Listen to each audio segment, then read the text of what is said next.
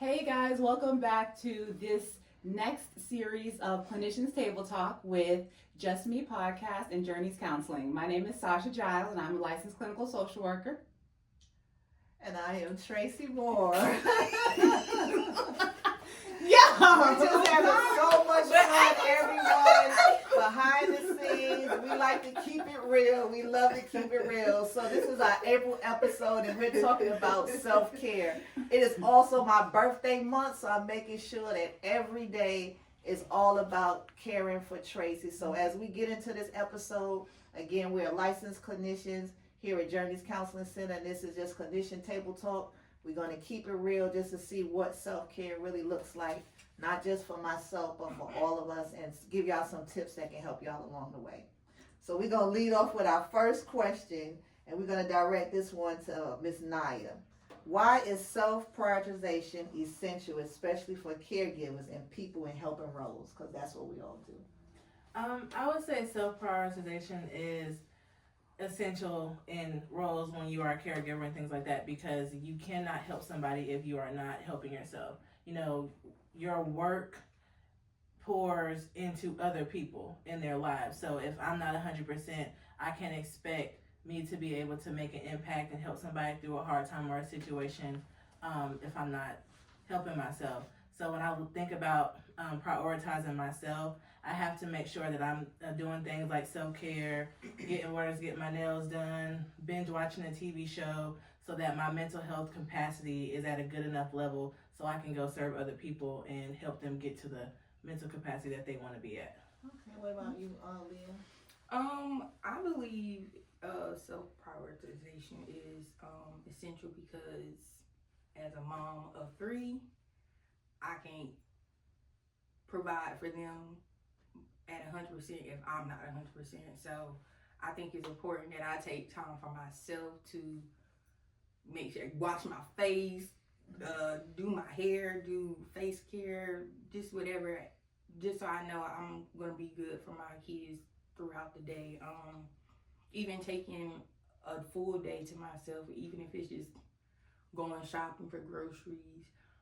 I like to do things like that because a break from hearing mommy 10,000 times 3 it's definitely refreshing just to have some peace, just listening to music to the store and back home. So just doing that 100% is important. And I want to check in real fast. I know that we all are licensed mental health professionals, but what other caregiver roles do you guys take on? I know that I am a daughter, I am a sister, I am a colleague, I am an employee. So those are some of the caregiver roles and the roles and responsibilities that I have. But what about you guys? So for myself personally, I am the youngest sibling of 5, and I am their go-to person for anything, whether it's like advice, potentially like financial stuff. So I play that role as like a motherly figure to them. I'm a daughter, the world's best daughter, I would say. But also in like my work outside of this, I do foster care too. So I play a big role with being there for my different foster families and foster kids and stuff like that. And what else I do on the side? Can't think of Friend? Yeah, a friend. Yep. I am that friend that everybody calls and pours into. So I really do have to make sure that my cup is all the way full to be able to help my friends unpack certain stuff. Yes, I completely agree. She's a great friend, y'all. For sure. I don't know how many times I done called her. But yes, I completely agree. For me, I'm a mom, of course, of 3. I'm a daughter. My mom's my best friend. At one point, it was just me, her, and my brother. So I think it's important that my mother-daughter relationship, I hold to very dearly, because that, even hanging out with her, is self-care for me. Just riding around, I can talk to her about anything. Like, she's been that person I can go to about anything, and so that's important for me. I'm also a wife that support. My husband, goodness, we've been together 10 years.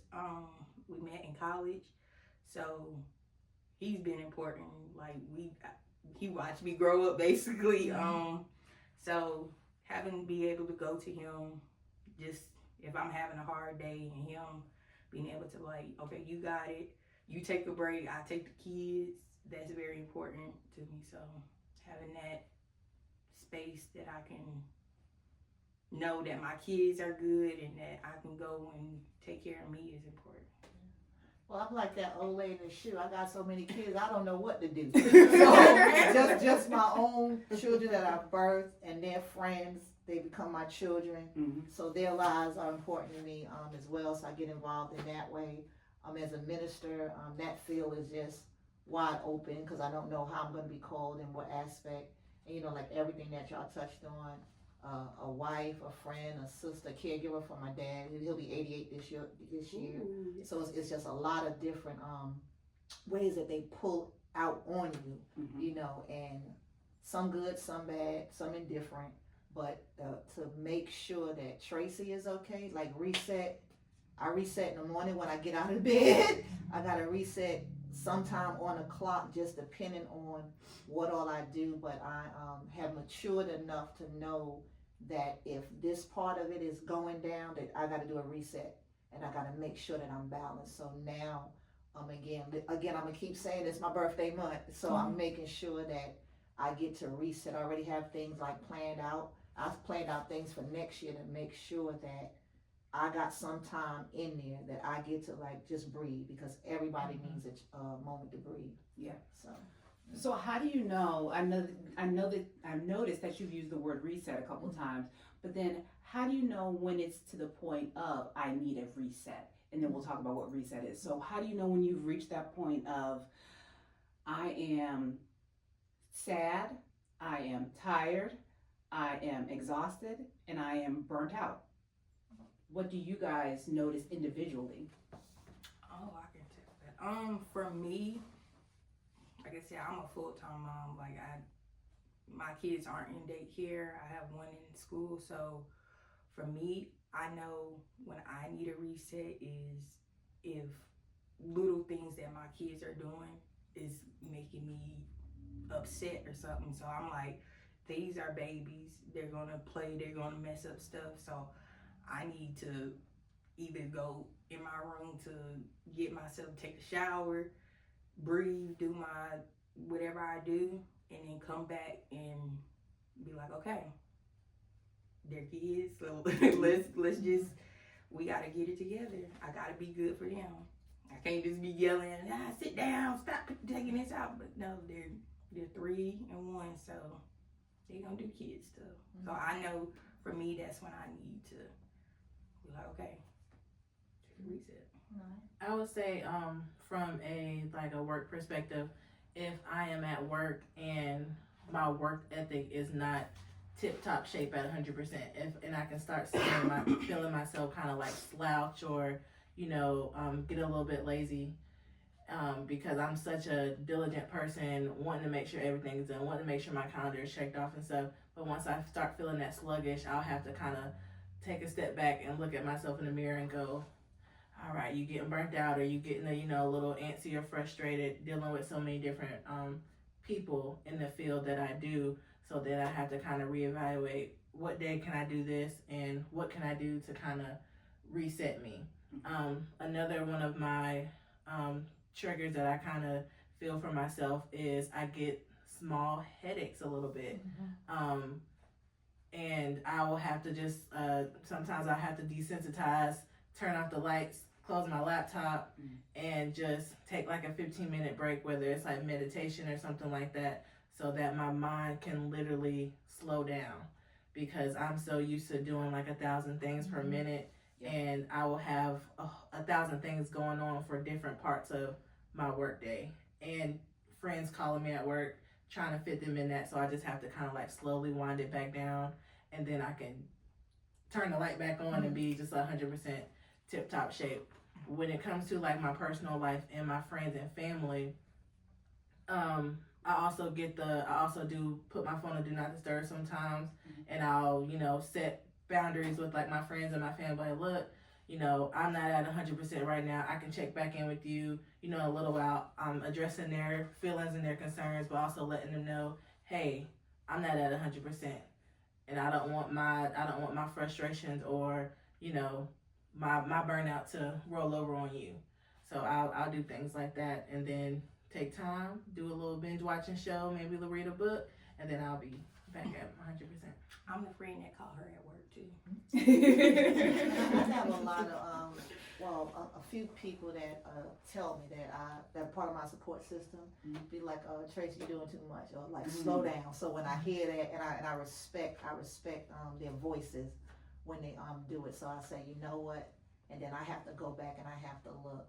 I mean, I have a husband that remind me like, you got off work like 2 hours ago, or like it's time to shut down, or you still working, like put those little plugs in just to remind me like you have to take time for yourself. Yeah. So, and now you mentioned something, so by any chance when your mother call you, do you have it on do not disturb and you don't pick up? Never, because I typically call my mom like 10 times a day. Okay. I'm her disturber. She's not my disturber. She's actually my peace. I try to tell you, I feel you on that. I would like to piggyback on that.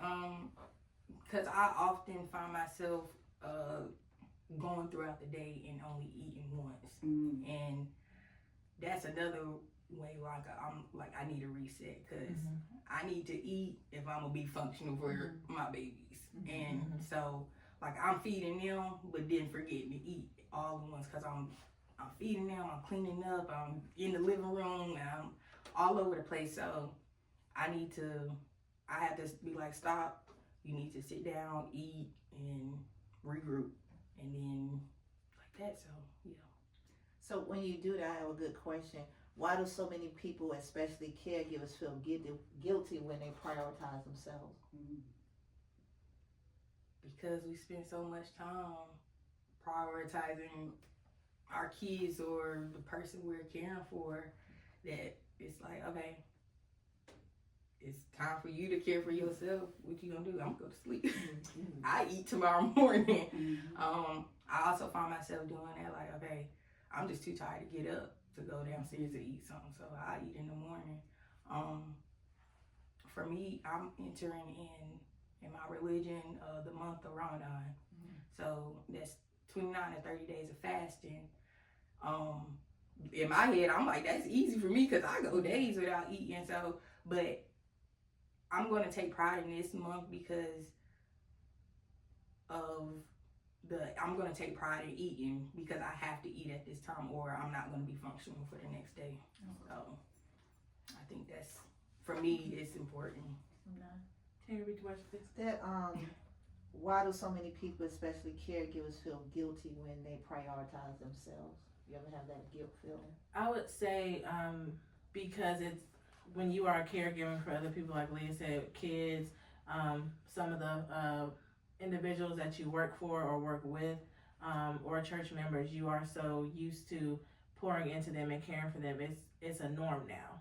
So anytime you do something that's outside of your norm, you're going to feel uncomfortable, or you could start forming some of that guilt. And I think that's just due to you making that just like your normal routine. And I think people feel guilty because they want to see other people happy and helping them get through other places, and sometimes they forget that their happiness matters too, and their wants and needs kind of gets lost in the shuffle of providing or pouring into your kids, pouring into your families, pouring into the different people that you serve. And I will also say that for me, I know for me personally, I can't speak for anybody else, but in some of the women that I do provide services to as far as therapy, one of the things that I learned growing up, unbeknownst to me and my mom until I did my own self-work, was that I was taught to be a caregiver. I was taught to put other people's feelings first. I was taught to, you know what, this is for the good of the family. Yes, you are one, but you are also a part of this family. So what is it going to be like? What do I need to do to help keep mom happy? What do I need to do to help keep my sister happy? What do I need to do to help keep my dad happy? But then I also saw that not only in my mom, but then within my grandmother. So, because my grandmother worked as she cleaned doctor's office at night, overnight, and she also cleaned other people's houses. Just think about the generation of what she grew up in. So I remember going at night, overnight, to care for other people with my grandmother. So it was never about, when I learned, it was never about putting myself first. It was seeing my grandmother pour from an empty cup. It was seeing my mom pour from an empty cup. So when we think about these learned behaviors, I was learning how to not put myself first. And as you grow up and you become an adult and then try to function in other relationships, whether it be boyfriend, girlfriend, whether it be friendships, you begin to recognize that I'm not as young as I used to be, and I cannot continue to do this and operate like this because I'm physically exhausted. I'm getting headaches. I'm not eating. I'm not sleeping adequately, and then I'm expected to perform top 10, top notch during the day. And you begin to see that the water in your cup is going down and down and down and down. And so it is to the point where if I don't begin to prioritize myself first, then I'm not going to be good for all the other people that I've been putting first for majority of my life. So it's a little bit of a learned behavior and something that we do have to unlearn, whether you're a man, a woman, you know, and however you identify. It is something that we kind of continuously have to teach our children as they continue to grow up, not to be selfish. You know, there's a difference between prioritizing yourself and being selfish. So yeah. You mentioned like pouring from an empty cup. So we use that a lot in the therapy arena. So how you assist clients when they come, or what recommendations can you give to the listeners that feel that they might be pouring from an empty cup? And we are all women, and most of the time we hear that, you know, we wear 1,000 hats, so we're always doing. Not to say that men don't wear 1,000 hats as well, but a person that is doing and feel that they are pouring from an empty cup, what advice could you give them to help open up or breathe, give them an area to breathe? So I would say, first starting off with the conception of self-care and understanding that self-care is not a luxury, it's a necessity for people. And I think a lot of people don't understand that. And so if you're not understanding it and you're not prioritizing that self-care, then you're going to do things like pour from an empty cup. And if you keep pouring from an empty cup, there's going to be nowhere else to pull from. So really trying to get people to understand that they are important, and you cannot feed into other people if you are not 100% like yourself. So I guess trying to help people identify what are some things that they enjoy doing for self-care, helping them identify some people that can pour into them when their cup is so low, so to help them pick them back up, and understanding that you don't have to always be the person that picks everybody up and carry them on their back. And doing the work to recognize what is helpful for you. Right. Because for so long, if that's not something that you've practiced or something that you've taught, that you've been taught, it may be that you are an example 35-year-old woman, 40-year-old woman, or man, and you don't know what you need in order to go to the next day. And so that is something that I kind of come into contact a lot is people come into the office and they say, I don't know what is helpful for me. And so then that's another thing that we need to go back and look at some of the things that you have learned or unlearned as you were growing up, because now that is more of a generational and a trauma thing, or how you have been conditioned to function. And so we got to kind of go back and peel back those layers.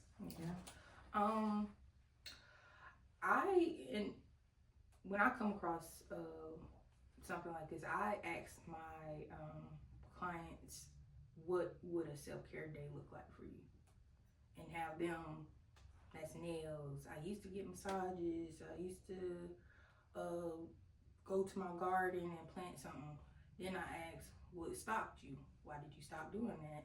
And most of the time I'm getting is because I have to take care of my kids, or I'm helping my husband with his business, or I'm helping my sister-in-law go do this, do that. So it's like, how do you can still do all that help, but you need to taking 2 hours out your day dedicated to yourself.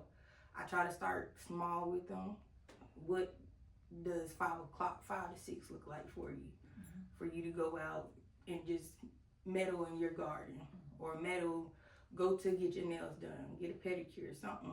You don't even have to get your nails and your toes, and you just do pedicure one day, and then next week get your nails done. So I like to ask them to figure out what a day looked like for them, or what an hour or 2 hours would look like for them, or what they did in the past and what changed to make them not do self-care so much. So I would say with the example that you gave with, so many different people being a hindrance for people in self-care, also teaching people what setting appropriate boundaries look like, because that is going to be very monumental for someone to take charge in self-care and really set aside the time that they need for themselves, because it's as easy as it sounds, it's really hard for people to be able to set boundaries or appropriately set boundaries and really stick to it so that they can be successful.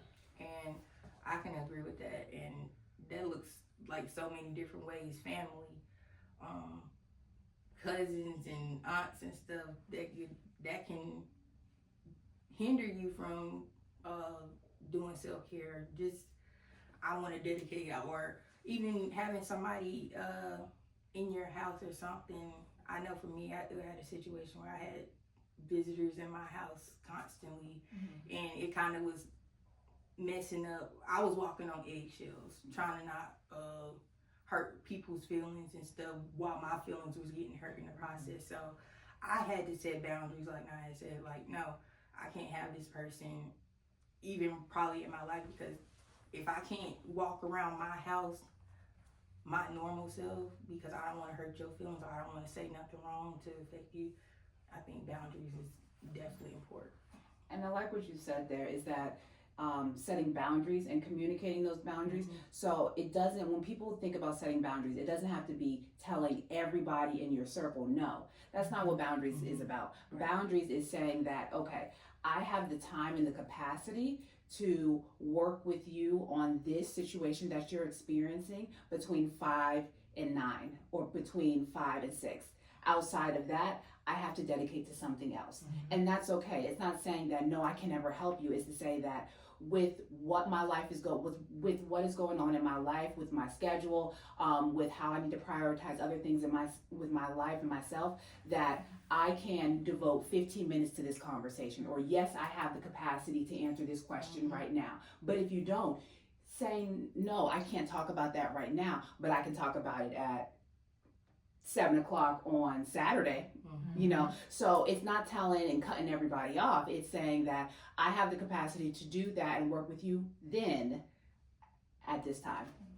This has been some really good talk, and I'm looking forward to even further the episodes for this month, because it's all about self-care the entire month, and the things we'll give you some other strategies as well. And just to lead with, like you said, Naya, that self-care is not a luxury, it's a necessity. So thank you, ladies, for your input, and I think this was just a good one, and we look forward to seeing you guys on the next episode. Yes. Woo, we did.